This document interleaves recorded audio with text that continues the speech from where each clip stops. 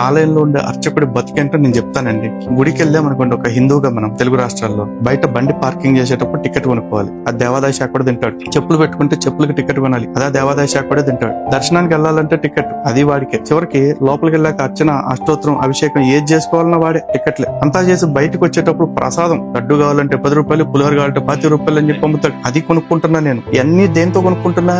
నా జేబులో ట్యాక్స్ కట్టేసిన డబ్బులతోటి ఈ దేశంలో అందరూ ఫ్రీగా అనుభవించే మత స్వేచ్ఛని నేను ఇన్ని చోట్ల డబ్బులు పెట్టి కొనుక్కుంటున్నా. అందరికీ మత స్వేచ్ఛ ఉంది, నా మత స్వేచ్ఛని నేను ఇన్ని రకాల డబ్బులు పెట్టి కొనుక్కుంటున్నా. ఇన్ని రకాల డబ్బులు పెట్టి కొనుక్కున్న నేను నా కోసం, నా క్షేమం కోసం, నా దేశ క్షేమం కోసం గొంతు చెంచుకుని గంట సేపు అష్టోత్తరం అభిషేకం చేసిన అర్చక స్వామికి నా జేబులో మిగిలిపోయిన నా సొంత డబ్బులు ఒక 100 రూపాయలు తీసి అర్చకుడి చేతిలోనో లేకపోతే ఆయన ముందున్న ప్లేట్ లోనో పెడతానంటే దాటి అంత అక్షరాలతో బోర్డు పెడతాడు, కానుకలన్నీ గుండీల్లోనే వెయ్యాలి, ప్లేట్ లో వేయరాదు అని చెప్పేసి. ఇది అర్చకుడు బతుకు. నా కానుకలు, నా డబ్బులు నేను ప్లేట్ లో కాదు తీసుకెళ్లి అవసరం ప్లేట్లో వేసుకుంటా. అక్కడ హుండీలో వేయమంటున్నావు, హుండీలో గారు నేను తీసుకెళ్లి చెత్త కుండీలు వేసుకుంటాను. నా డబ్బు, నువ్వెవడు నా డబ్బులు కంట్రోల్ చేయడానికి? నీకు కావాల్సినవన్నీ నేను కట్టేశాక